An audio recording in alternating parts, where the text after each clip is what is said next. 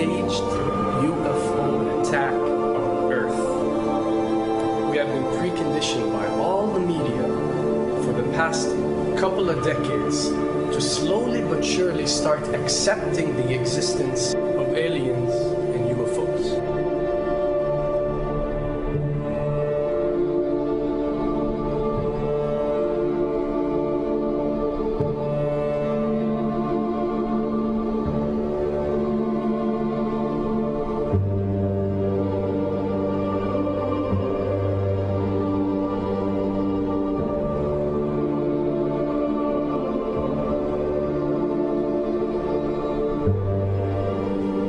I can tell you right now that 99% of every UFO sighting that has ever taken place has actually not been an unidentified flying object, because this has always been military technologies.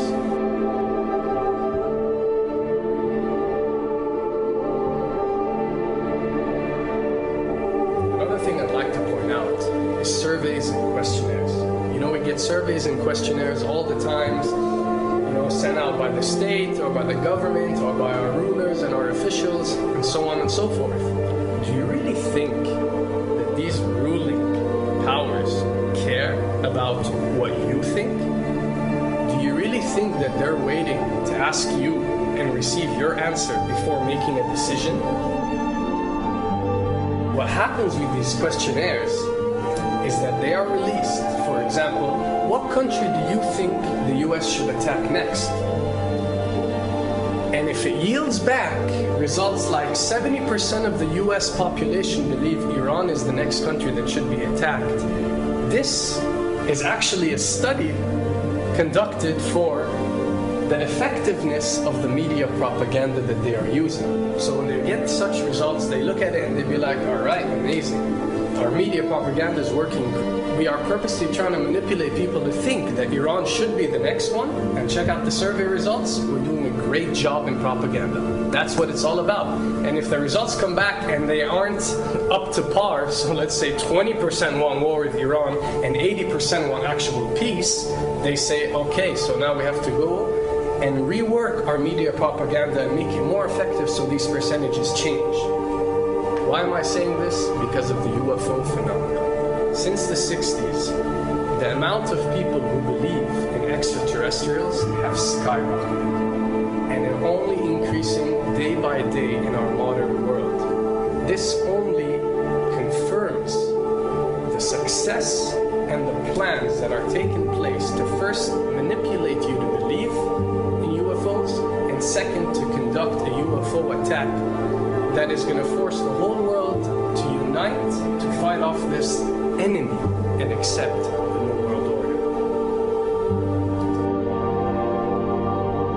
A former Canadian government official is warning we may be on the verge of intergalactic war, saying, quote, the Bush administration has finally agreed to let the military build a forward base on the moon, which will put them in a better position to keep track of the comings and goings of visitors from space, and to shoot at them if they so decide. I was introduced to the late Dr. Wernher von Braun in the U.S., the father of rocketry.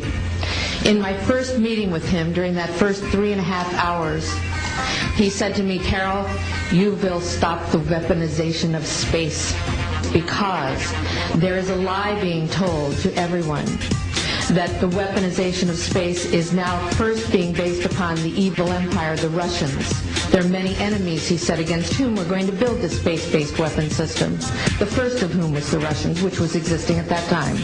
Then there would be terrorists. Then there would be third world countries. Now we call them rogue nations or nations of concern. Then there would be asteroids.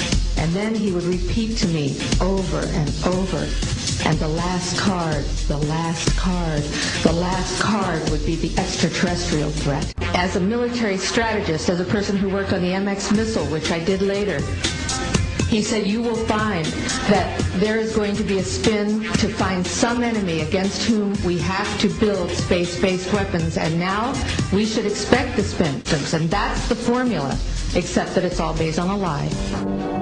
A supersonic saucer. Called the Silver Bug, it was truly revolutionary. The plans show in detail a multi-jet engine craft that boasted amazing maneuverability and speed. It's an intriguing thought that this concept may tie in with the work of the German scientists who brought saucer technology to the US at the close of the Second World War. What was needed were certain cover stories. What do you do when people are spotting aircraft and then telling reporters that they've seen something very unusual flying out of an airbase in Nevada? And frankly, this was the origin of a lot of the sightings that took place in the mid-50s, 1954, 55, 56, of unidentified flying objects, the UFOs. So the CIA was involved in encouraging people to believe that, yes, they saw UFOs, and the CIA and the military tried to be very helpful to reporters to get these stories out, to divert the attention of the country, and particularly the people in this region, about what they had actually seen. Mexican Air Force pilots capturing on videotape what are said to be 11, count them, 11 UFOs. The Mexican Air Force has released a video that some of you are going to find difficult to believe. A journalist says it shows images of UFOs tracking a Mexican military plane. So what's the truth about UFOs? The story of successive attempts to develop radically new forms of flight, conducted under the strictest secrecy, is inextricably bound up with our relationship with UFOs over the last 60 years. Whether it's Allied pilots buzzed by strange balls of fire in 1942, or the Roswell incident 5 years later, there is a strong case to be made that secret military technology offers a convincing explanation for many UFO stories. Anytime the government has secrets that they can keep from us,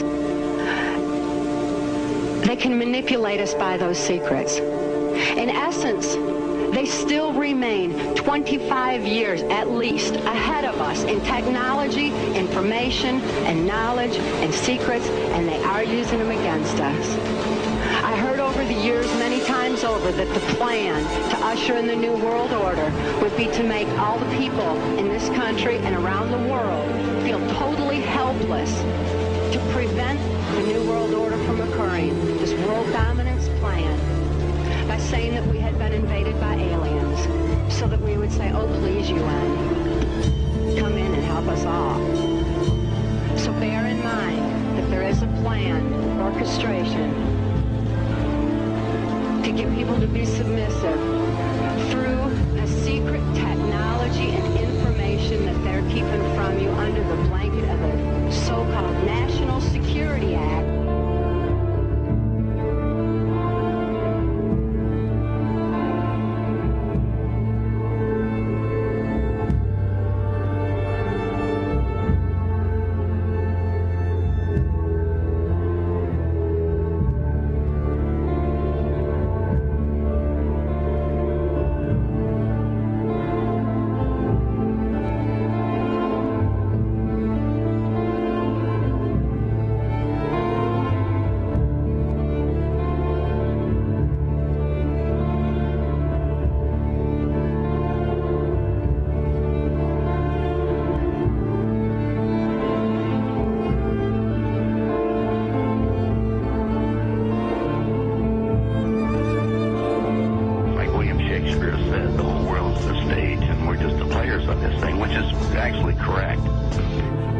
Perhaps we need some outside universal threat to make us recognize this common bound. I occasionally think how quickly our differences worldwide would vanish if we were facing an alien threat from outside this world.